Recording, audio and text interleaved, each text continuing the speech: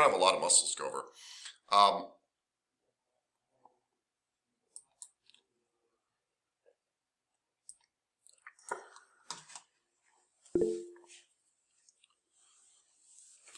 So what I'm hoping that you all walk away with after studying the feet, no pun intended there, is I hope that you have an appreciation for how complex feet are and that you no longer rub the tops and bottoms of feet, that you actually want to get inside them.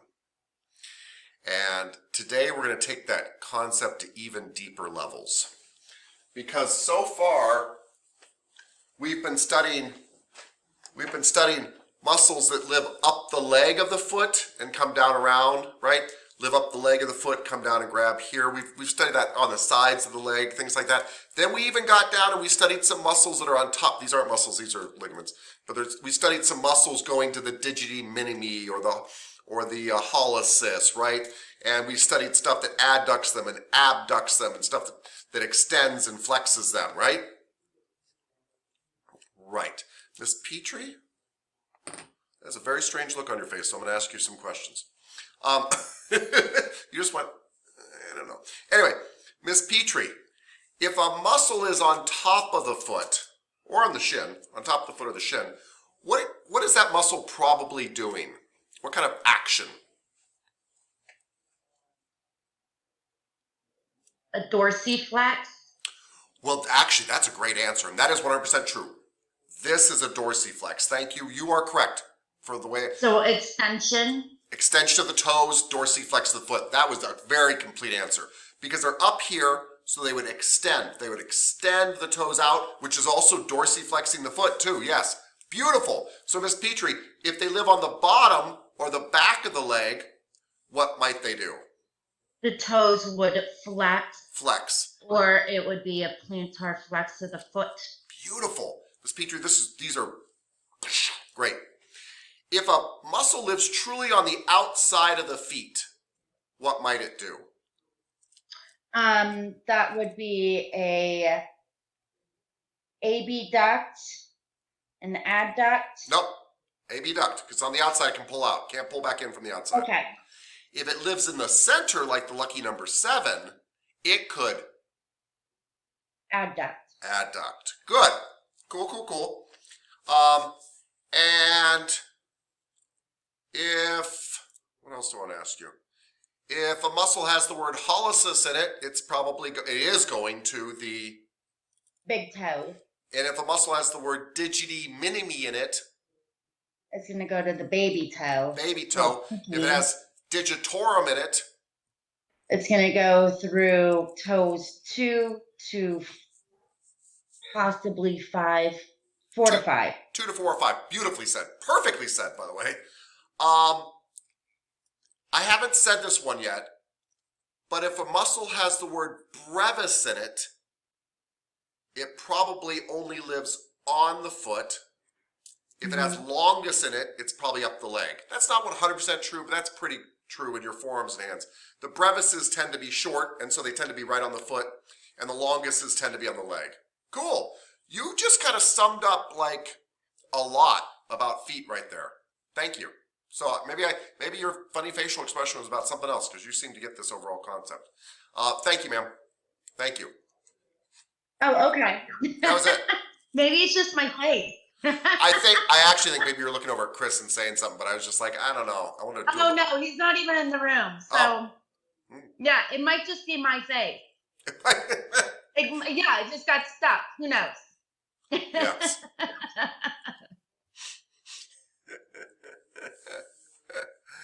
Oh. Okay.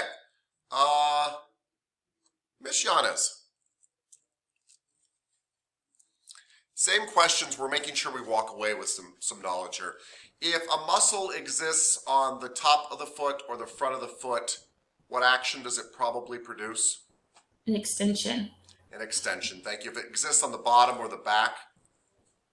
It's a flexion. Yes. Exists on the outsides, truly on the outsides? Abduction. Yeah. If it lives in the middle, it could do the opposite. An adduction. Yes, could. If it has the word hallucis in it, it's going To the big toe. digiti-minimi, The little toe. digitorum. All the toes? Or Yes. Yeah. Yes. We got it. If it's brevis, it's probably found.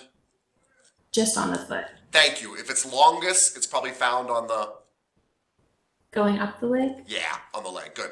Yeah, and by the way, everybody, when we get to forearms and hands, this is true too of forearms and hands. Not always, but darn close. The brevises tend to live in the hand. The longuses tend to live in the forearm. That kind of stuff. Yeah, all that. Thank you. Thank you very much. Yeah. Miss Cooper.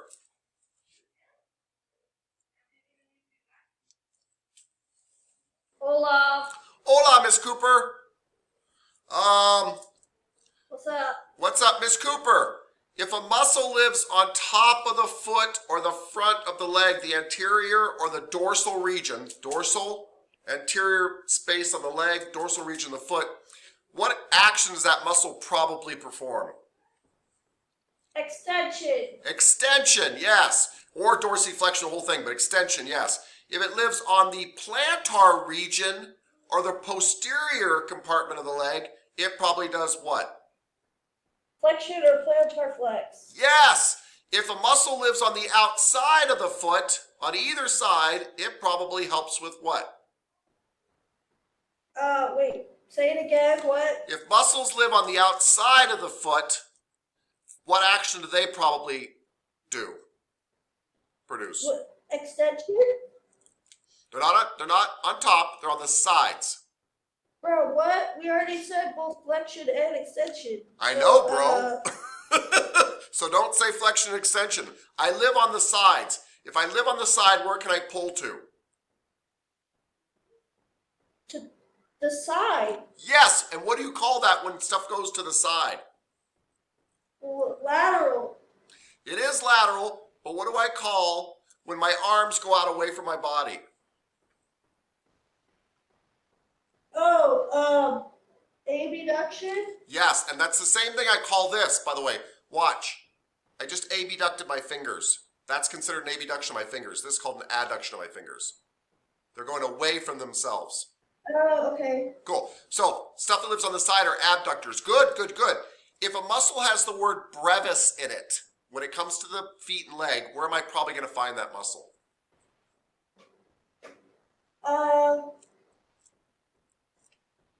Brevis? Well, I find it in the foot of the leg. The foot. Yes. If a muscle has longus in it, where am I most likely going to find it? The leg or the foot? If it's what? Sorry. If it's got the word longus in it, if it's a long muscle. Oh, the leg. Thank you, ma'am. Nice talking to you. Thank you. Miss Bilotic.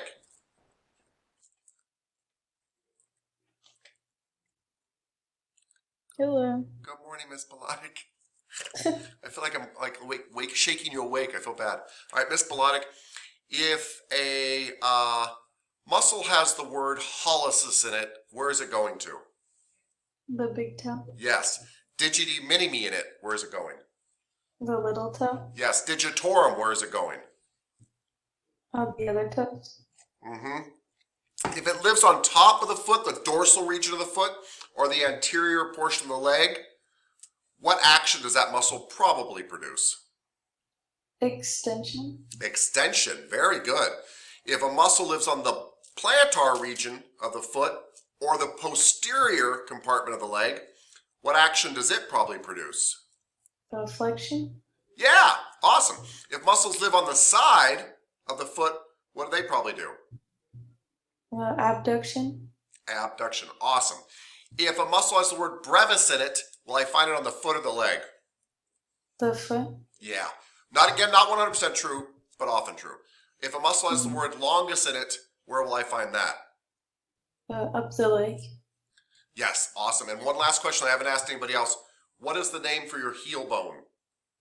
Calcaneus. Thank you, ma'am. Awesome job. Half awake, and she nailed it. Good. Thank you.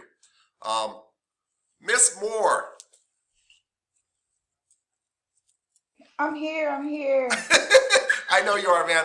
I called on you to answer right away. Just really quick questions about what we're talking about to make sure everybody's kind of got these concepts. Miss Okay. Moore, if a muscle lives on top of the foot, the dorsal region, or the front of the leg, the anterior compartment leg, and that muscle contracts, what type of action will it create?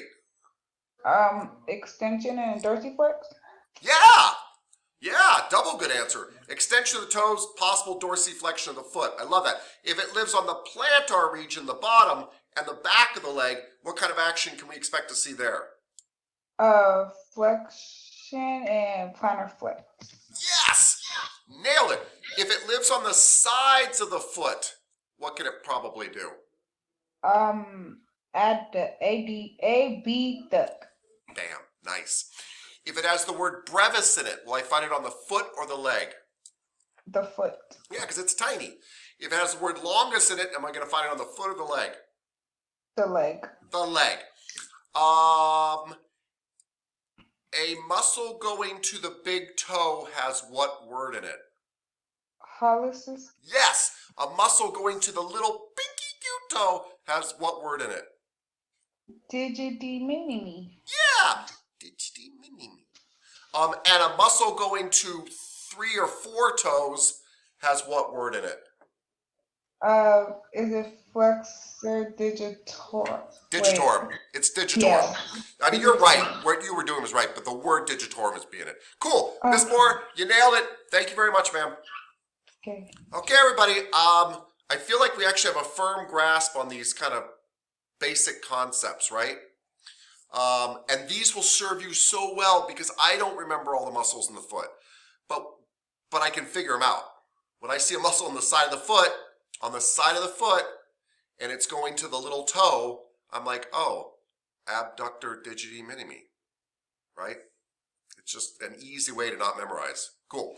All right, so let's take a little walk down memory lane here with our slideshow. We are going to learn about all sorts of cool stuff today. We actually have studied quite a bit of these muscles now already, but the problem is we studied them between 2 classes. We started the foot at the beginning of the end of your last class. Then we took some days off, right? And we all came back and we started the foot up again. So you probably don't remember some of this stuff. But can you see what we're talking about here? If you look on the left-hand side of this foot, you see a muscle called the abductor digiti minimi. It's on the side of the foot. It's hooked to the heel, but it goes to the side of the pinky toe. That's how it pulls it out. And we've got a muscle on the other side of the foot called the abductor hallucis. It goes out the side and hooks on the big toe. Yeah? And then we've got a big, thick muscle right in the middle that's very superficial, by the way, that goes to your digits, and it's your flexor digitorum brevis. Yeah? Remember, flexor digitorum brevis is weird because it does the little snake tongue thing. Do you guys see that? Flexor digitorum brevis actually splits out and grabs onto each toe. See that? Yes, Miss Petrie. So as you're talking about this, I am playing with my toes. Oh, good. And my pinky toe does not like to abduct very No. much. So So is that a bad sign? Shouldn't my pinky toe be abducting if it's yeah, you probably have. I mean, enjoy this week. Let me just say that. It's a very bad sign. Now, here's the scoop. Most likely in your situation is probably a situation of most of us. So those of you who've had kids know this to be true. When kids are born, their feet are about as dexterous as their hands are. They can hold water bottles with their feet. They can pick up stuff with their feet. Their feet are very malleable and all that good stuff. And what happens is we stick those feet in shoes and we wrap them up and we make them walk on them for the rest of their life. And you're about, what, 25 now, Ms. Petrie? So for 25 years, you've yeah. been, Okay. what, yeah. That you're just trying to make yourself younger. I Yes, got it. that's true. I got it. That's true. Yeah. That makes me 35. I love it. So but anyway, so you've been walking around for however many years you have been in shoes, and you've lost the ability to abduct your toes because you don't pick stuff up with your feet anymore. So I have an aunt who walks around barefoot all the time, and she uses her feet to pick stuff up. She just does. She's done it since she was a kid. And so she never lost that ability, and she can sit there and spread out her toes, and she can grab stuff and pick stuff up, and it's kind of creepy actually, because her feet look like little hands. And you just don't do that anymore. Does she have really long toes? They are, but they're also just more dexterous. You know, where most of our feet are like this, she can take her feet and she can control her toes separately. Which you have the ability, my point is, Miss Petrie, you have the ability to do that. I just have to practice at it. You'd have to practice at it, and you'd have to have a need to do it, and it just, unfortunately at our age, it becomes easier to take your hand and bend over and grab the thing, right? Than figure out, but. Well, I don't know about your age. Yes, that's true. But there's a lot of stuff in your body that you actually have muscular control over that you just haven't practiced using. Like some people can wiggle their ears or their nose. You have those same muscles there. You could too, but you've got to reconnect your brain in and slowly teach it to activate those muscles again. But we all have directional muscles in our ears, and some people can actually use them to wiggle their ears. So anyway, same thing. I can't. No, I can't either. It took me forever to learn to flare my nose. Yeah. So That was something you've been wanting to do? yeah, when I was younger, I was like, I want to do that. And it took me like a year to kind of tell my brain to kind of activate that stuff. I kind of did it by accident first, and you have to kind of get the feeling, and you're connecting up your nervous system. Anyway, start playing with it, and you will be able to abduct your little toe eventually. All right. Yeah, you got to keep like, little stuff. Then you learn to isolate it. Okay, moving right along. So don't forget, guys, we studied a very fascinating muscle before you left, which was this flexor digitorum brevis. If this is your heel, can you guys, yeah, you can see that. If this is your heel, and how do I want to draw this?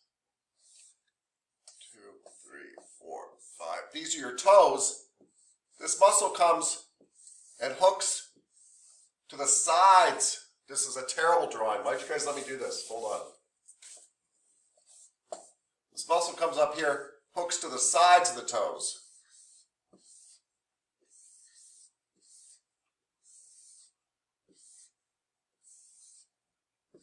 And do you guys remember why? Because the flexor digitorum brevis, this muscle right here, there is a flexor digitorum longus that lives up your leg. You guys know it. You've labeled it. It's in the posterior leg part. It comes sneaking up the back of your foot, and it actually comes through this hole to hook on to these toes. So you've got a flexor digitorum brevis grabbing onto both sides of the toe, and then a flexor digitorum longus tendon coming on and grabbing on the tip of the toe. It makes for very powerful flexors. Yeah. Yes, Ms. Torres. I just want to comment on your drawing. It looks like a tomato was the target. It does. It does. Thank you, Ms. Torres. I appreciate that. Yeah. It's very helpful. I'll make sure that your grade reflects that humor. All right. So anyway, yeah, it looks terrible. She's right. But I don't know how to draw it. But the fact is, like, if this is a Okay. When did I say it was terrible? You did not. You said it looked like a tomato with a target on it? Yeah, I said that it looked like a tomato and the sad fact is it is terrible. But I never said it was terrible. That's true. All right. She loves never said tomatoes that. with targets. It was a compliment. It was a compliment. Oh, thank you, Miss Exactly. Monreal. She definitely needs your help. Yes. So this muscle comes up and grabs onto both sides of a toe, and then another muscle sneaks up between it and grabs onto the tip of the toe. It makes for very powerful flexors. So I just want you to kind of remember, you can see it in this picture, you can see it in the slideshow, but it's hard to imagine a little bit. But you can see the flexor digitorum brevis coming up here, snake tonguing out, and then that tendon that's coming up between it is coming from all the way up the backside of the leg. And that's the flexor digitorum longus Okay? We already talked about those. So, today we're going to look at some very unusual muscles. I said that I hope that you leave today having a deeper, and I actually mean physically deeper, respect for the feet. Because today I just drilled you guys on muscles that live on top of the foot, dorsal region, right, that are flexors, muscles that live, that are extensors, muscles that live on the plantar region of the foot that are flexors, muscles that live on the outside that are abductors, muscles that live in the middle that might be adductors. But there are muscles that live between your metatarsals. Between your metatarsals. So your massage should be trying to get down between the metatarsals, because today we're going to learn about 3 muscles. 2 really do live between your metatarsals. And those are called the interossei, and we will get to them in just a minute. You have 2 sets of interossei, and they live between your bones. You've also got another set when you're coming from the bottom of the foot that you get to first, which is called the lumbricals. And we haven't talked about the lumbricals very much, but let's try to do it now. So, try to stick with me here for a second. We said this flexor digitorum brevis snake tongues out here, right? And it lives on the bottom foot. Well, if you remove this flexor digitorum brevis that snake tongues out,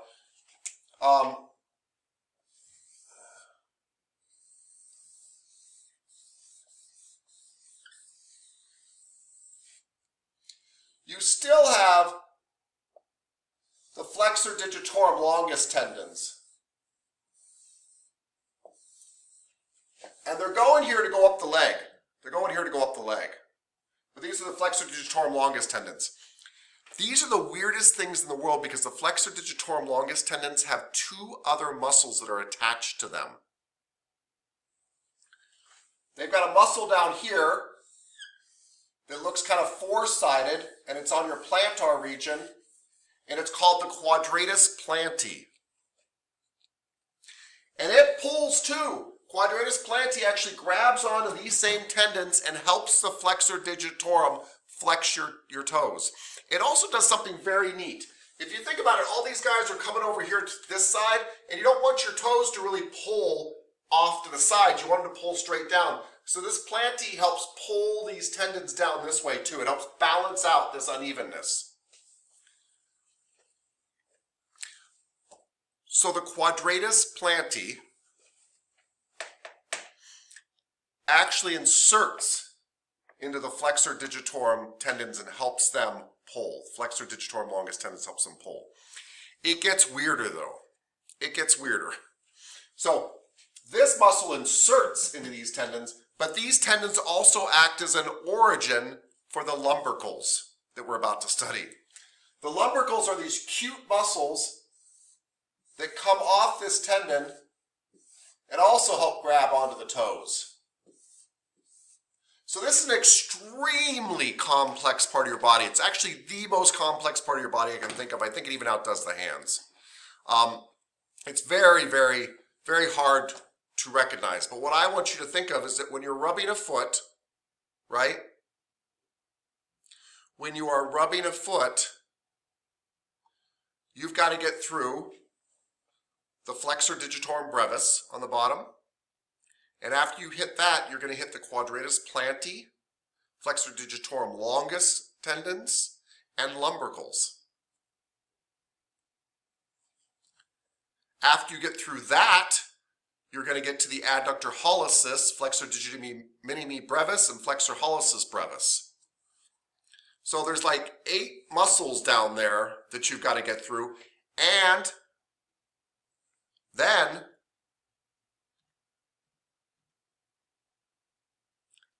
after that, we're going to get into the plantar interossei. And the plantar interossei and dorsal interossei that we're about to get to are underneath all 8 of those, and they're between your metatarsals. Remember, the metatarsals are the long bones underneath your toes. And in between these lives the plantar and dorsal interossei.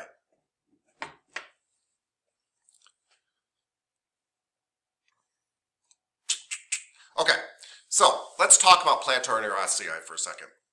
One of their actions is they live between the bones. They live between the bones, so if they pull on the bones, what might they do? Since they live in the middle of bones, if they pull on bones, what might they do?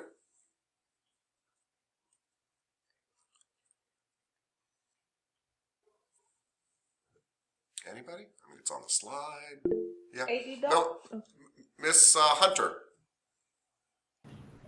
Did you say they live in the middle of the bones? Yeah, I'm sorry. I don't mean on the inside of them. I mean between Oh, the metatarsals. okay. So yeah, abduction or Yeah. adduction. Adduction. And that is what they do. So they help to pull your feet together. Now this might sound like a minor thing. You're like, well, I don't pull my, and this isn't what you're talking about, Miss Petrie. This isn't about your toes being pulled together. This is really, really more about your metatarsals and your toe joints way down here being pulled together. So why would we care about that? Why would we need to adduct our foot together? Yes, Miss Petrie. To put them in the shoes. Yeah, yeah. You would need to adduct and put them in shoes. It's because it controls your arches. Remember, you've got an arch this way, but you've also got an arch this way. My hand is also cupped this way. These guys keep them together so that when you squish down, there's actually squish and they pull you back together. If these muscles get tired, this is why your feet start to hurt, because no longer are you using those. When these muscles get tired, when your feet muscles get tired, your plantar fascia takes over. When your plantar fascia takes over for too long, without enough rest, you tend to develop plantar fasciitis. So these plantar interossei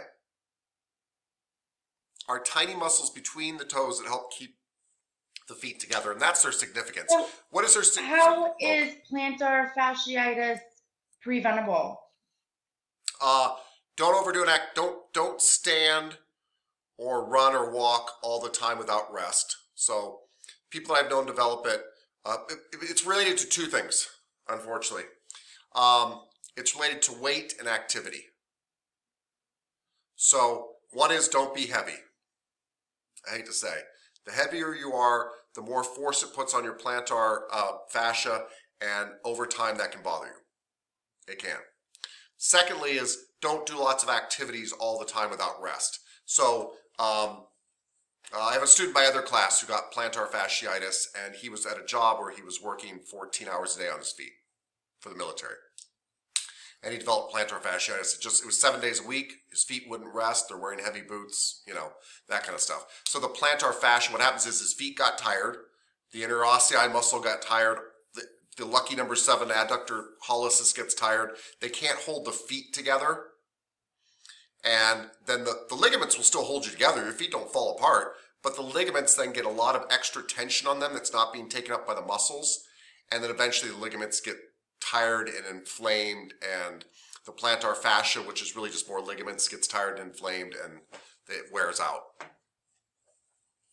So your ligaments and your plantar fascia, all your fascia is meant to kind of hold you together, but your muscles are supposed to be actively participating. And when your muscles give up, your fascia will hold you together, but it starts to get overused and it can get inflamed.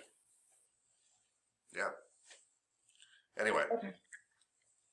So you've got these interossei in between your feet. So remember, we've actually learned about adductor hallucis number 7, lucky number 7 that I call it. Plantar interossei, we're about to learn about dorsal interossei. These guys kind of try to hold your feet together. This is what they do. This is what they do. And it gets a little confusing, but you'll see dorsal interossei here as well. Dorsal interossei, your book says they abduct, and they do, but the way they do it, they kind of hold your feet together too. So you've got these plantar and dorsal interossei, these muscles. The plantar interossei, by the way, are the ones closest to your plantar region. The dorsal interossei are still between your metatarsals, but they're the closest to the dorsal region, right? So if I dug down with a knife between your metatarsals, I would find both the dorsal interossei and the plantar interossei. But my point to all of you is, before you get lost in all this stuff, I don't even care if you remember the actions of them. I really don't. It's not that important. I just want you to remember that there are these muscles, the dorsal interossei and the plantar interossei, that live between your metatarsals and help to keep your feet together, and they help with foot stability and structure, and you should be massaging down to that level. And I would say 95% of massage therapists never get there. They never do a foot rub like that. They're lucky if their foot rub is even touching muscle at all, let alone getting into the foot.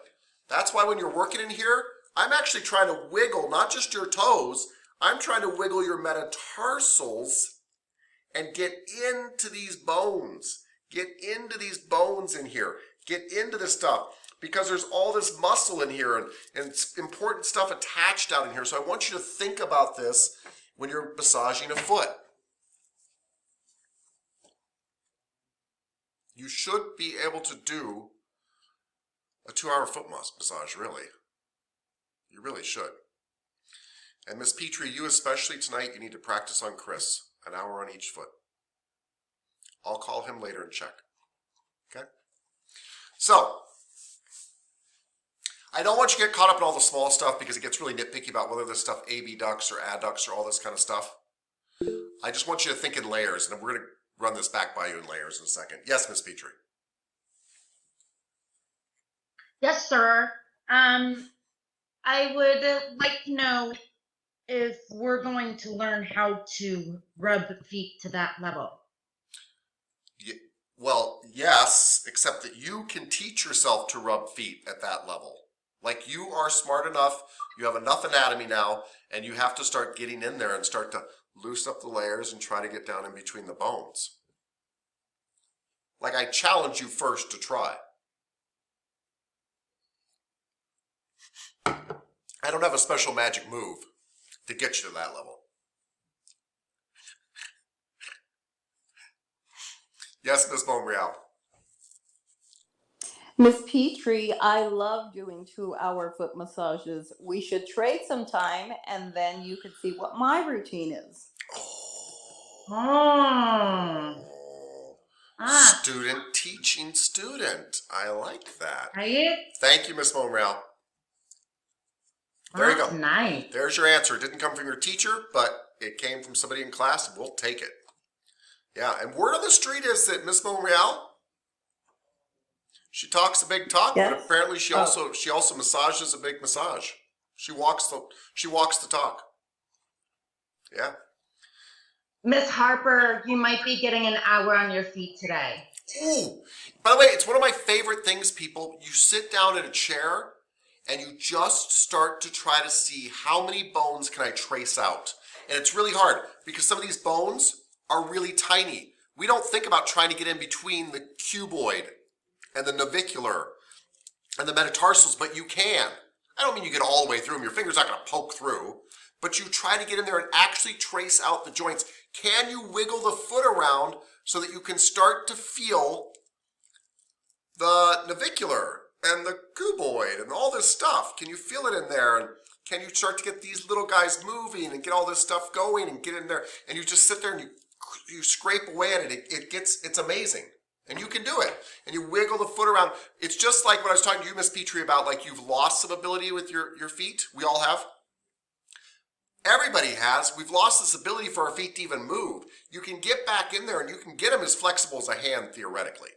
Theoretically, you should be able to open them up as much as a hand. We just don't use them as much. So yeah, Miss Harper, foot rub coming your way. I love it. Okay, so let's build a foot really quick and really simple in our heads, because I think these are frighteningly confusing muscles. Yeah? We agree on that? Okay. So we're going to simplify here. Okay. Let's take our pretend foot. That's a knee, by the way. That's a knee. There's something going up from there. This is a tibia here, or a fibula, and this is a foot. So what bone is this right here?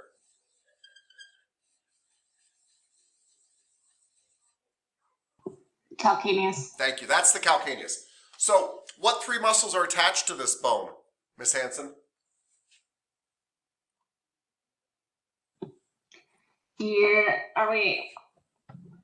What's that we on? I'm sorry. What The three back. muscles? Actually, lots of muscles are attached to that bone. What three muscles insert into that bone to move it? Is it the gastrocnemius? Yep. So wait 1 second. Gastrocnemius comes from above the knee, inserts down there. Yep. Go ahead. The soleus? Soleus comes from here, inserts down there. Yep.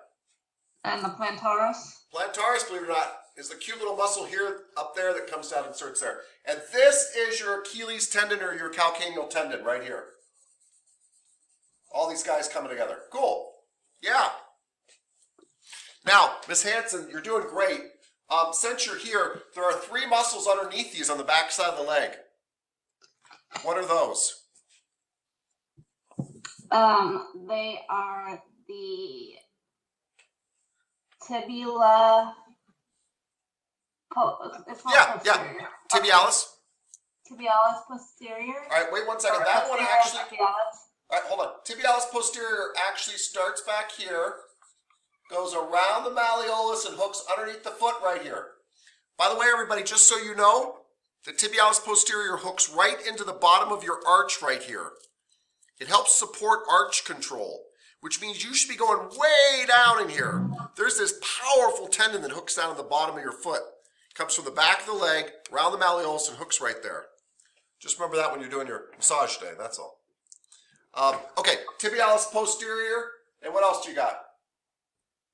I can't say that word. Is it the? It's not called the tibialis brevis and longus, is it? No, you want to give me a flexor for the toe and a flexor for Oh, the the digits. flexor. Okay, flexor digitorum longus, and then the flexor hallucis longus. Yeah, there we go. Good, cool. So you just kind of describe what happens at the back of a leg. Stuff either hooks down to the heel here or wraps around underneath the foot and grabs on the bottom of the toes. Really well done. Really well done. Okay. Let's keep talking about the bottom of the foot. Right? So, on this flexor digitorum longus muscle, that's kind of this right here, on this muscle actually attached to it, right, we have a quadratus plantae, and we have lumbricals coming off of this actual muscle. So that's another layer, quadratus plantae and lumbricals, right?